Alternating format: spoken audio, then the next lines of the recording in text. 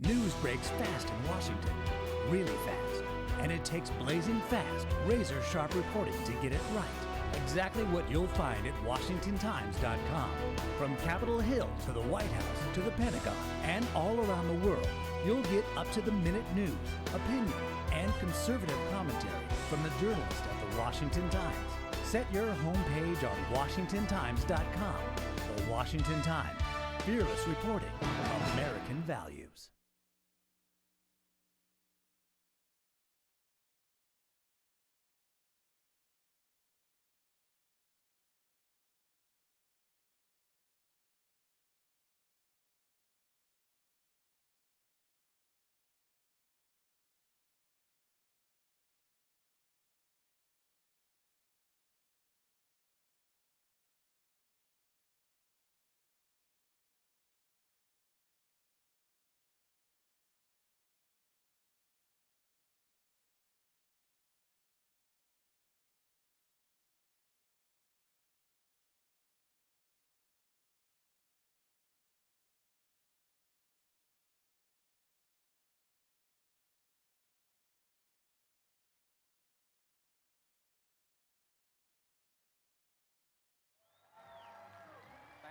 Thank you very much. Thank you.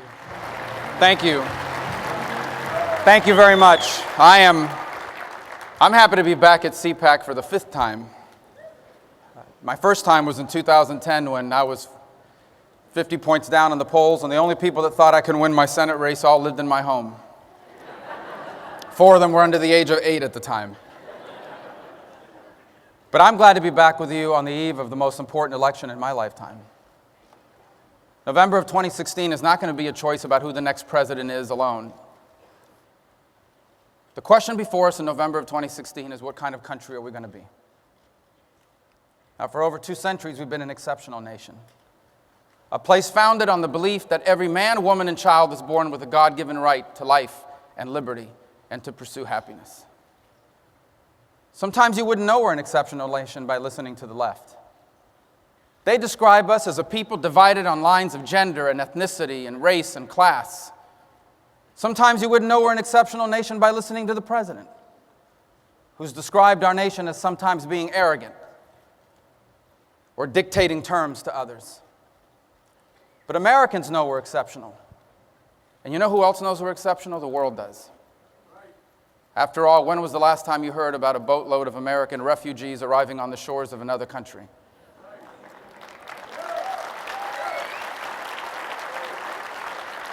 But our greatness was not an accident. It didn't happen on its own. Our greatness is the result of God's blessings, the sacrifices made by men and women in uniform, and the choices made by the people who were here before us. God is still blessing America, and we are still blessed with brave young Americans willing to sacrifice their safety for the sake of ours.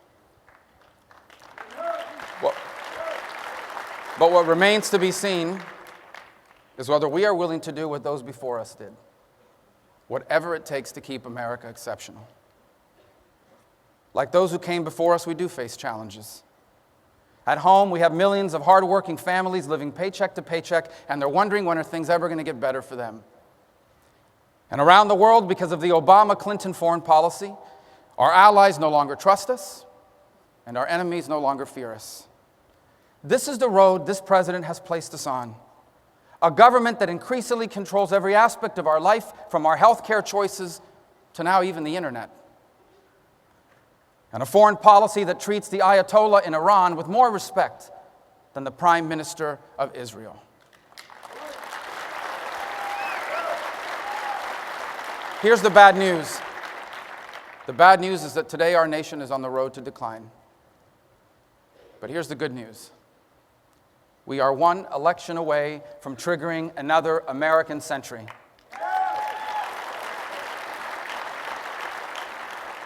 Imagine if we cut our taxes and simplified our taxes in our regulatory code. Imagine if we balanced our budget. Imagine if we repealed and replaced Obamacare. If we did these things, our economy would create millions of better paying jobs, and the American dream would reach more people than it's ever reached before. Imagine if we had leaders that understood that the family, not government, is the most important organization in society. Imagine if we had policies that help people acquire skills not just through 4 years of college, but as plumbers and electricians and welders and airplane mechanics. Those are good jobs too. And imagine if our laws protected innocent human life from conception to natural death. If we had these things, not only would our people be stronger than ever before, but they would be equipped with the skills and the values they will need to succeed in this new century. And imagine if we had a commander-in-chief that understood that the way to defeat ISIS is not to find him a job. Imagine if we had a president who doesn't travel the world bad-mouthing America. After all, that's the UN's job.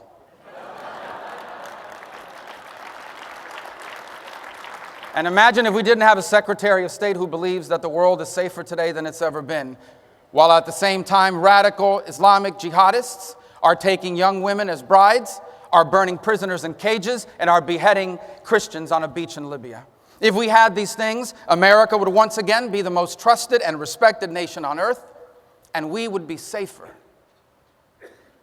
This new century presents us with significant challenges, but solving them are well within our reach. And if we do, our future will be even better than our history, and the 21st century will also be an American century. After all, leaving our children and our country better off than the way we found it, that's what Americans have always done. And that is what we are called to do now.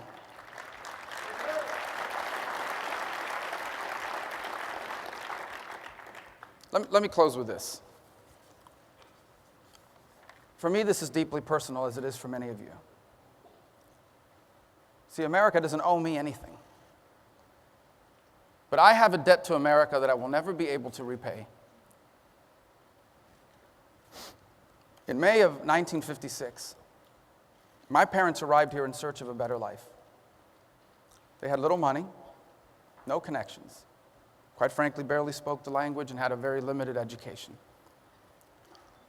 Less than 4 decades later, all 4 of their children lived the lives and the dreams that my parents once had for themselves. For me, America isn't just a country. It's the place that literally changed the history of my family. It's a nation of equal opportunity. It's the most powerful force for good that the world has ever known. This is the America that welcomed my parents. This is the America that changed the world, and this is the America that you and I are now called to leave behind. And so, inspired by the memory of who we truly have been and are, let us now move forward to seize our destiny as who we are still destined to be, the single greatest nation that man has ever known. Thank you for having me. God bless you. Thank you. Thank you very much. Thank you. Thank you. Great speech. Yeah. Let's give it up for Senator Marco Rubio. Thank you. Good morning, CPAC. How y'all doing? I can't hear you. By the way, if some of you aren't feeling well this morning, you were up late drinking, it's not your fault. It's not Jack Daniels' fault. It's George W. Bush's fault. There's nothing wrong with drinking, Sean. By the way, I got my water too. Drink up. Senator, it's an honor to be with you. Thank you. Right? Great conservative Tea Party Thank you. senator from the great state of Florida. I love your family story. Thank you. That is the American story. Here's where we are now. And this breaks my heart, and I think it breaks the heart of everybody in this room. Nearly 50 million Americans in poverty, nearly 50 million Americans on food stamps. Yeah. We have 92 million Americans not working out of the labor force, but the government tells us the unemployment level's great.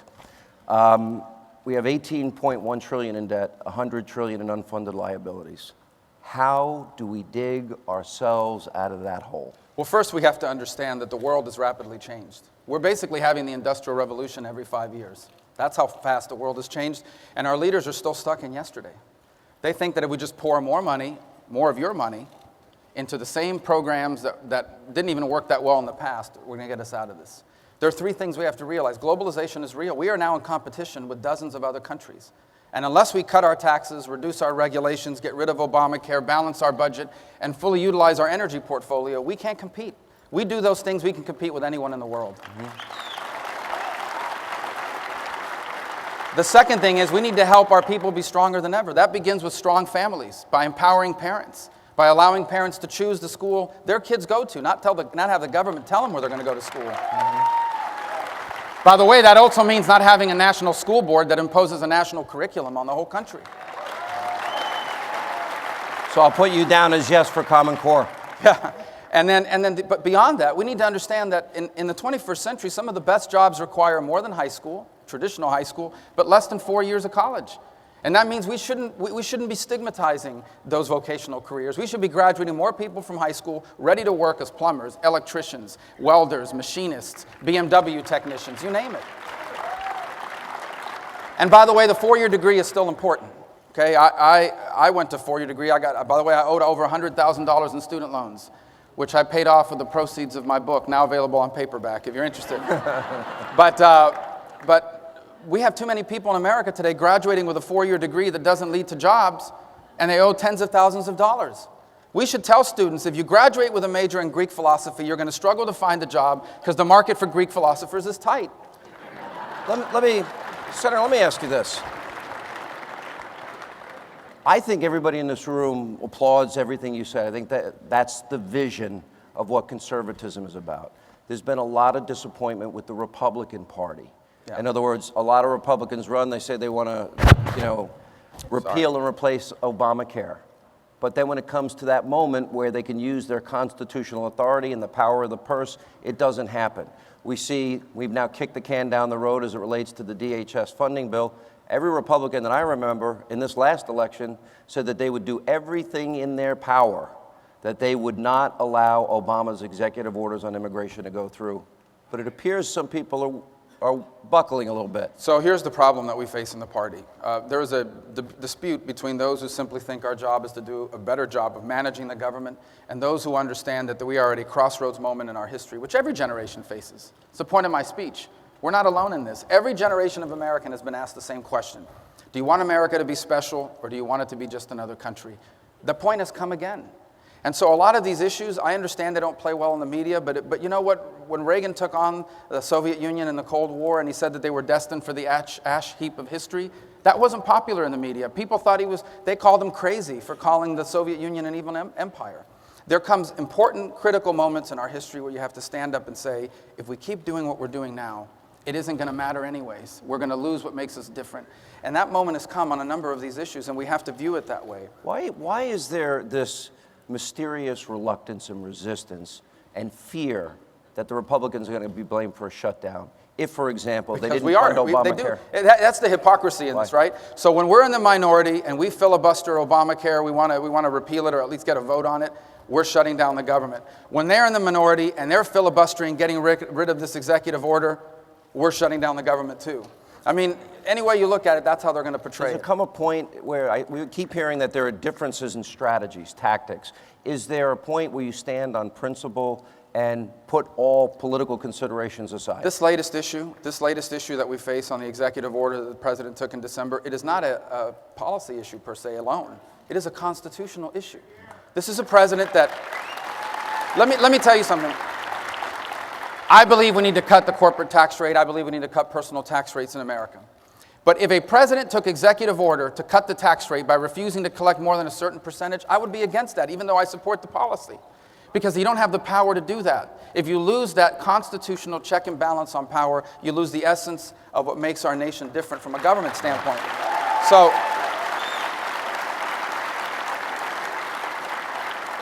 22 times the president said he did not have the authority to do what he did. As far as I can tell, in the last 4 years, the Constitution has not been amended. So I don't know where he suddenly found the constitutional power to do this. This is not a policy debate. This is a constitutional debate.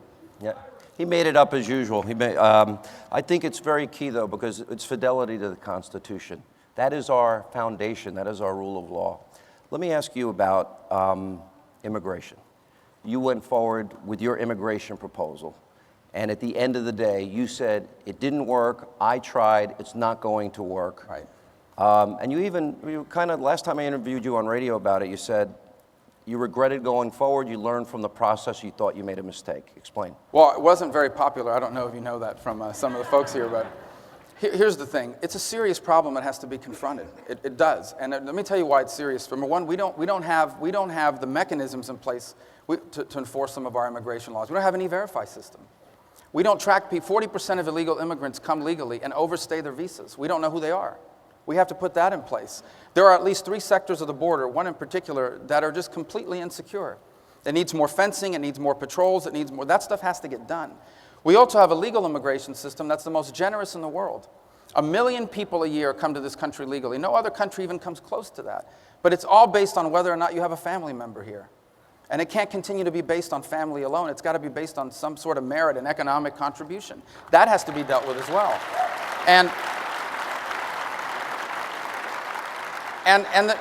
You have 10 or 12 million people in this country, many of whom have lived here for longer than a decade, have not otherwise violated our laws other than the immigration laws. I get all that. But you can't even begin to have what I've learned is you can't even have a conversation about that until people believe and know, not just believe, but it's proven to them that future illegal immigration will be controlled. That is, and brought under control. That is the single biggest lesson of the last 2 years. You know, I think everybody in this room would agree with this. Whenever there's a budget deal made, and they talk about, all right, we're going to have tax increases and we're going to have spending cuts. You always get the tax increase on day one, and then the spending cuts 10 years later never happen. Yes. Isn't it the same thing with immigration? That was the strongest argument made against the bill, and I'll tell you what, it was proven to be true because the president, not once but now twice, has basically said by executive order, I won't enforce the law. Okay, so my question is, in other words, I think the fear of many people, everybody agrees that I think we have to deal with people that entered this country illegally or overstayed their visas. But isn't the real answer, it's sort of like getting the spending cuts up front, secure the border first? That's my point. My point is that the only way forward, I keep telling this to people, the only way forward is you can't just tell people we're going to secure the border, we're going to put E-Verify. You have to do it. They have to see it working, and then they're going to have a reasonable conversation with you about the other parts. But they don't even want to talk about that until that's done first. And what's happened over the last 2 years, the migratory crisis this summer, the 2 executive orders, that's now more true than it's ever been. Let me ask you, you are a first-term senator from the great state of Florida. Yep. We have a man in the White House right now who is a one-term senator, voted present as a state senator, had some very bizarre friendships, in case you didn't hear me ever talk about it. I talked about it a lot. But why do you want to be president of the United States? Well, I haven't made that decision yet, Sean, but a good try to get me to announce it on you. Yeah. Look, on a scale of 1 to 100, where are you in the process of committing to it? I don't know about the number. But look, for me, it's very simple. What I said there is absolutely true. The only reason why I want to be in public service is because I believe I owe a debt to America I will never be able to repay. America doesn't owe me anything. We all benefit from it. And I believe not a lot of people, some people don't think that way. But I certainly feel that way. And I think everybody in this room feels that way. Mm-hmm. And to me, for someone who has literally seen my family's entire destiny altered by the fact that America happened to be 90 miles from Cuba instead of some other country, I have to pay that back. And not only do I have to pay that back in some way, I have to make sure that people who are trying to do the same thing now get the chance to do it. I don't want my kids to one day grow up and ask me, how come you got to grow up in the greatest country in the world, but we get to live in a country that's diminished? So I have to decide through careful prayer, where is the best place for me to serve this country at this stage in my life? You might be willing, you said you wouldn't run simultaneously for president and the U.S. Senate, but you don't really have to make that decision until March, April, or May, I think. But I think if you want to be president of the United States, and you decide that that's where you've been called at this time in your life to at least run for it, and you believe that's the best place for you to serve America, that's what you run for. I don't think you can start thinking about what's my exit strategy, what's my plan B. The truth is, Sean, I don't want to be in politics my whole life. I want to serve our country, and I'd like to do some other things, like maybe own an NFL team or something. I don't know. I mean, I'd have to sell a lot of books for that, I think. That's going to work. All right. One of the most pressing problems that the world faces right now, we have seen mass beheadings. We have seen people burned alive. We have a president that says the Islamic State is not Islamic.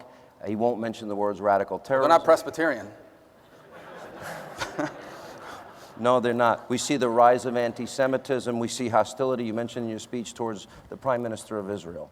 Yeah. How, if you did become president, how would you deal with this crisis of worldwide terrorism, a group that wants to raise the flag of Islam in the White House and meet all of us in New York? How do we deal with them? Two separate points I'd make on that. The first is understand why the president has not put in place a military strategy to defeat ISIS. If we wanted to defeat them militarily, we could do it. Here's why he hasn't done it, because he doesn't want to upset Iran. In his mind, this deal with Iran is going to be the Obamacare of his second term, and he doesn't want to do anything that upsets Iran, and they don't like it when we send military force into the region because they think the region should belong to them. As far as what we would do, it's quite straightforward. The ISIS is a radical Sunni Islamic group. They need to be defeated on the ground by a Sunni military force with air support from the United States. The Egyptians, the Saudis, the Jordanians, the Qataris, the UAE, the Bahrainis, even Turks and even Kurds, put together a coalition of armed forces from regional governments to confront them on the ground with U.S. Special Operations support, and then provide them logistical support, intelligence support, and the most devastating air support possible, and you will wipe ISIS out. Let me ask you, we're running out of time.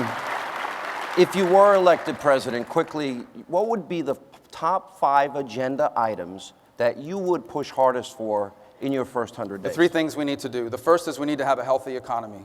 Tax reform, regulatory reform, repeal and replace Obamacare, fully utilize our energy portfolio, and balance our budget.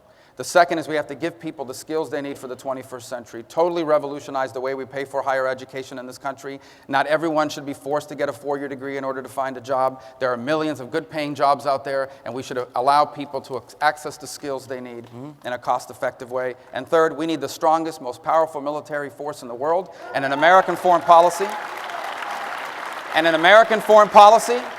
That tells the world very clearly it is bad to be our enemy and good to be our friend. All right. We're running out of time. This is what we call our lightning round. Okay, lightning round. Abortion. I'm pro-life. I mean, it's just as simple as that. Gay marriage. I believe marriage is between one man and one woman. That's what it's been for thousands of years, and it served our people well. Colorado marijuana legalization. I'm against the legalization of marijuana. Should every law-abiding American, even in states that have restrictive gun laws like New York, should they have the right to carry a weapon? Absolutely. The only people who don't care about gun laws are criminals. I'm going to throw out a couple of names to you. Hillary Clinton. Yesterday.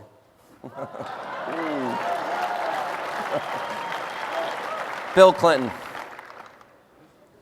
What's the next one? Really yesterday. Barack Obama. Failed. Last question. You talked about your love for America and how we all really, we receive so much more than we could ever pay back. Explain, if you believe in American exceptionalism, and why. I don't know if people realize, but in every other society in human history, your future is decided by what your parents did before you. If your parents were rich, if your parents were famous, if they were politically connected, if they could pick up the phone and find you your first job, you were set. And if they couldn't, you were stuck, no matter how hard you worked, how much you tried. The fact that the son of a bartender and a maid that worked at a hotel is sitting on the stage with you today, that's why America's special. Senator Marco Rubio, ladies and gentlemen. Thank you. Thank you.